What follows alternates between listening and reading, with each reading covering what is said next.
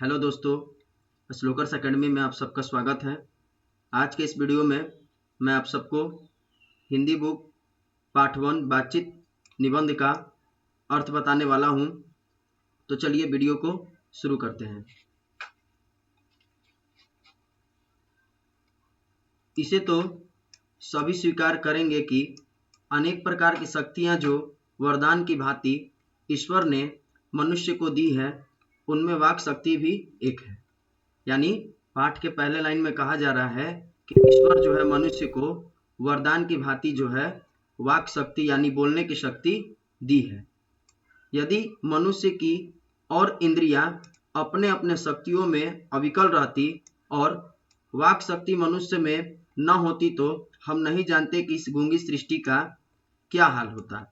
यानी कहा जा रहा है कि मनुष्य की और जो इंद्रियां हैं, यानी कि देखने का, सुनने का, चलने का, ये सारी इंद्रियां जो है ये सब अपनी अपनी शक्तियों में अविकल रहती। अविकल यानी कि जिसे घटाया बढ़ाया नहीं जा सकता है, यानी एक समान स्थिर रहे तो उसे अविकल कहेंगे।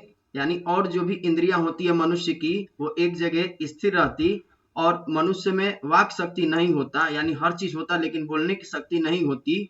तो कवि लेखक के द्वारा कल्पना किया जा रहा है कि इस गूंगी सृष्टि का तब हाल क्या होता। आगे कहा जा रहा है कि सब लोग लुंज पुंज से हो मानो कोने में बैठा दिए गए होते और जो कुछ सुख दुख का अनुभव हम अपनी दूसरी इंद्रियों के द्वारा करते उसे अवाक होने के कारण आपस में एक दूसरे से कुछ न कह सुन सकते। इसलिए वाक शक्ति के फायदे में स्पीच वक्तृता और बातचीत दोनों है।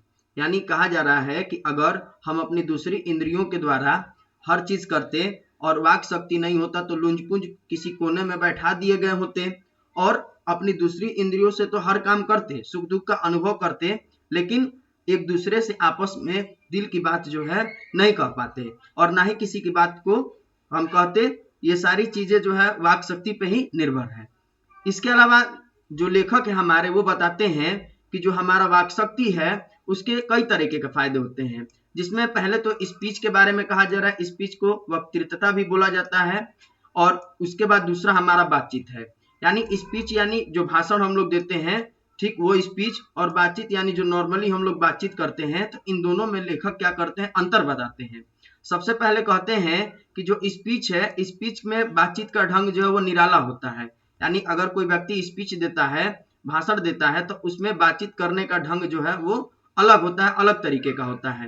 कैसे स्पीच दिया जाता है, तो लेखक बताते हैं कि बातचीत में वक्ता को नाज रखना जाहिर करने का मौका नहीं दिया जाता है। यानी जो स्पीच के अलावा जो हमारा बातचीत है उसमें बोलने वाला जो व्यक्ति है वो क्या करता है कि नाज नखरा यानी किसी सामने वाले व्यक्ति के साथ अपना नखरा जाहिर ये सब नहीं करता है, वो नॉर्मली बातचीत करता है। लेकिन वहीं अगर जो मतलब हमारा स्पीच होता है उसमें हम लोग नाज नखरे जाहिर करके अपना स्पीच जो है किसी व्यक्ति के सामने, सुनने वाले व्यक्ति के सामने प्रकट करते हैं।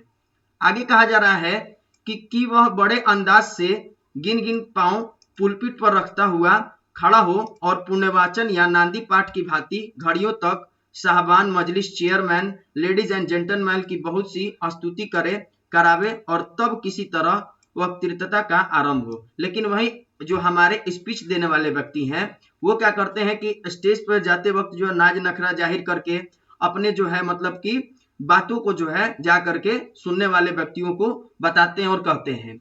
इसमें भी क्या होता है कि जो बोलने वाला व्यक्ति है, स्पीच देने वाला व्यक्ति है, वो क्या करता है कि अपने मतलब कि जो बातचीत जिस समय करता है और जो उसका स्पीच होता है तो उस स्पीच में कोई चुटकीला टाइप का बात जो है अपने स्पीच में रखता है, जिससे जो सुनने वाला व्यक्ति होता है वो उसकी बातों को सुन करके तालियां बजाए और हंसे। इसके लिए वो व्यक्ति क्या करता है कि अपने स्पीच में कोई चुटीली बात वो रखता है। कहा जा रहा है यहाँ पे कि जहां कोई मर्म या नुक की चुटीली बात वक्ता महाशय के मुख से निकली कि ताली ध्वनि से कमरा गूंज उठा। अभी बताएं कि जो बोलने वाला व्यक्ति है वो अपने मतलब कि स्पीच में कोई ना कोई चुटीली बात वो रखता है जिससे सुनने वाले व्यक्ति जो है हंस पड़ते हैं और तालियां बजाते हैं।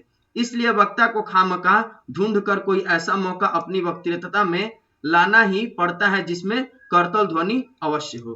करतल ध्वनि मतलब होता है तालियों की गड़गड़ाहट या तालियां बजाना। आगे कहा जा रहा है कि वही हमारी साधारण बातचीत का कुछ ऐसा घरेलू ढंग है कि उसमें ना करतल ध्वनि का कोई मौका और ना ही लोगों के कहकहे उड़ाने की कोई बात रहती है। यानी आगे कहा जा रहा है जो हमारा बातचीत होता है, जो नॉर्मली बातचीत, साधारण बातचीत, उसमें कहा जा रहा है कि व्यक्ति जो है सिंपल सा आपस में बातचीत करते हैं, उसमें कोई ताली नहीं बजाता है, यानी करतल ध्वनि, तालियों की गड़गड़ाहट ना व्यक्ति आपस में करता है और ना ही चिल्लाता है। बस वो सिंपल सा एक दूसरे के साथ प्रेमालाप करके यानी हार्दिक रूप से जो है वो संलाप बातचीत करते हैं, यानी जो दो व्यक्ति हुए वह आपस में हार्दिक रूप से बातचीत करते हैं।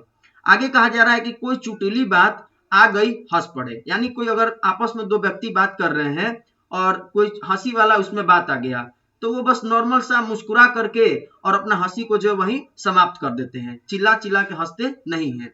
तो बातचीत और स्पीच में यही अंतर होता है।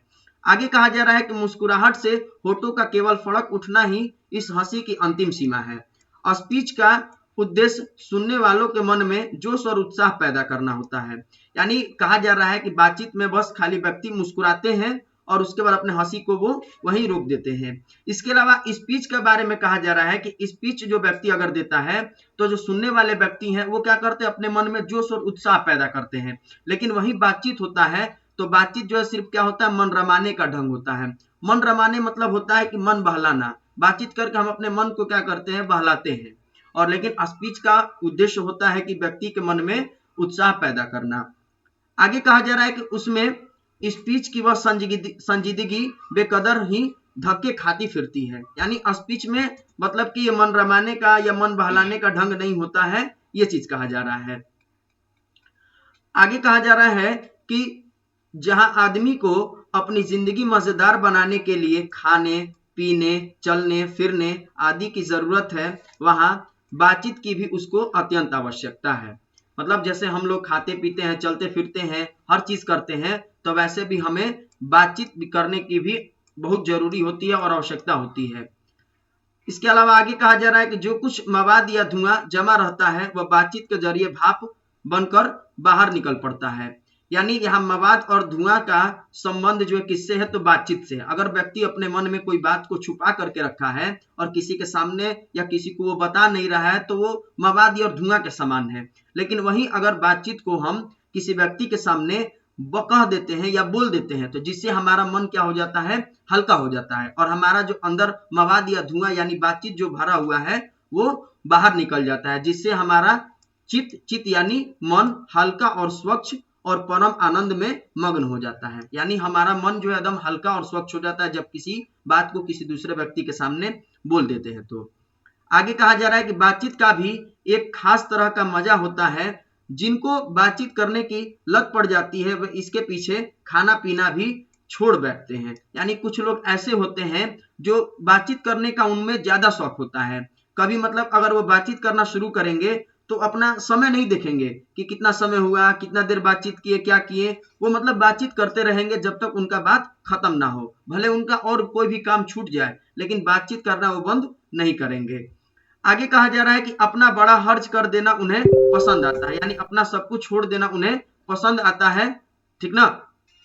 आगे कहा जा रहा है कि पर वे बातचीत का मजा नहीं खोना चाहते हैं, लेकिन वो बातचीत का मजा नहीं खोना चाहेंगे, बस वो बातचीत उनका पूरा होना चाहिए। रॉबिन्सन क्रूसो का किस्सा बहुधा लोगों ने पढ़ा होगा, जिसने 16 वर्षों तक मनुष्यों का मुख देखने को नहीं मिला था। यानी रॉबिन्सन क्रूसो नाम के एक व्यक्ति थे जो कि 16 वर्षों तक जो है मनुष्यों का मुख नहीं देखे थे। वो 16 वर्षों तक जानवरों, कुत्तों, बिल्लियों के बीच रहे थे और 16 वर्षों के बाद उन्होंने फ्राइडे के मुख से एक बात सुनी थी। ये ऑब्जेक्टिव क्वेश्चन भी है, पूछा भी जाता है कि रॉबिन्सन क्रूसो कितने वर्षों तक मनुष्यों का मुख नहीं देखे थे। तो रॉबिन्सन क्रूसो 16 वर्षों तक मनुष्यों का मुख नहीं देखे थे। वो 16 वर्षों तक एक द्वीप पे रहे थे, एक टापू पे, जहां पे वो करीब 16 वर्षों तक जानवरों के बीच रहे थे।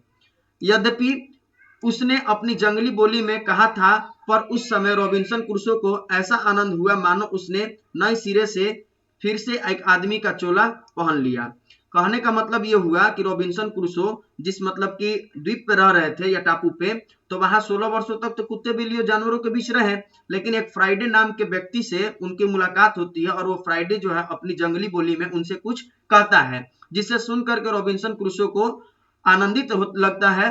और वही बात लेखक बालकृष्ण भट्ट बता रहे हैं कि ये बातचीत नहीं किए थे, लेकिन इतने दिनों के बाद बातचीत किए तो जिससे इनको आनंदित महसूस हुआ। साथ ही आगे कहा जा रहा है कि इससे सिद्ध होता है कि मनुष्य की वाक शक्ति में कहां तक लुभा लेने की ताकत है।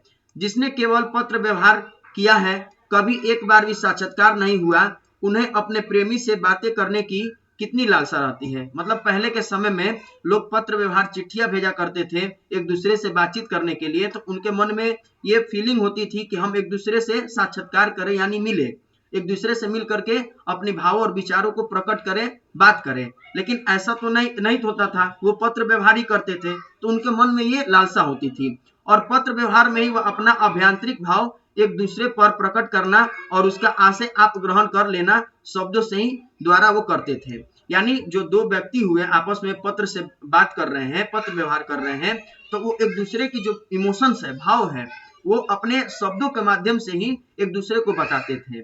ऐसे ही हमारे जो एक बेन जॉनसन और एडिसन नाम करके व्यक्ति हैं, उन्होंने बताया है कि सच है जब तक मनुष्य बोलता नहीं तब तक उसका गुणदोष प्रकट नहीं होता है।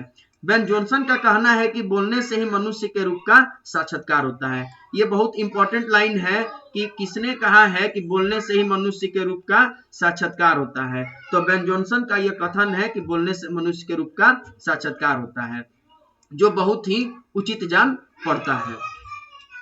आगे कहा जा रहा है कि इस बातचीत की सीमा 2 से लेकर वहां तक रखी जा सकती है जहां तक उसकी जमात, मीटिंग या सभा न समझ ली जाए। मतलब ये भी कहा जा रहा है कि जो हमारा ये बातचीत होता है, सिर्फ 2 लोगों में बातचीत नहीं होता है, ये बातचीत जो है सभा या मीटिंग चल रही हो या अन्य जगह जो है जहाँ पे 2 से अधिक लोग जो है आपस में बातचीत करते हैं, उस जगह पे भी जो है बातचीत किया जाता है। एडिसन महोदय का कहना है कि असल बातचीत सिर्फ 2 व्यक्तियों में हो सकती है। बेन जॉनसन का कहना था कि बोलने से ही मनुष्य के रूप का साक्षात्कार होता है, तो वैसे ही एडिसन जो हमारे थे उन्होंने बताया था कि असल बातचीत सिर्फ 2 व्यक्तियों के बीच हो सकती है, जिसका तात्पर्य यह हुआ कि जब 2 आदमी होते हैं तभी अपना दिल एक दूसरे के सामने खोलते हैं। दिल खोलने का मतलब यह हुआ कि एक दूसरे की फीलिंग जो है वो अपने आप को एक दूसरे के सामने बताते हैं, या अपना फीलिंग सामने वाले व्यक्ति को बताता है, सामने वाला जो है दूसरे व्यक्ति को बताता है, तो 2 व्यक्ति जो है अपना में असल बातचीत करते हैं। आगे कहा जा रहा है कि जब 3 हुए तब वह 2 की बातचीत कोसों दूर चली गई। मतलब तीसरा व्यक्ति अगर आ गया तो 2 व्यक्ति जो बातचीत कर रहे हैं अपना पर्सनल बातचीत, उसको बंद कर देते हैं, तीसरे व्यक्ति को वो नहीं बताते हैं, अपनी बात को छुपा लेते हैं।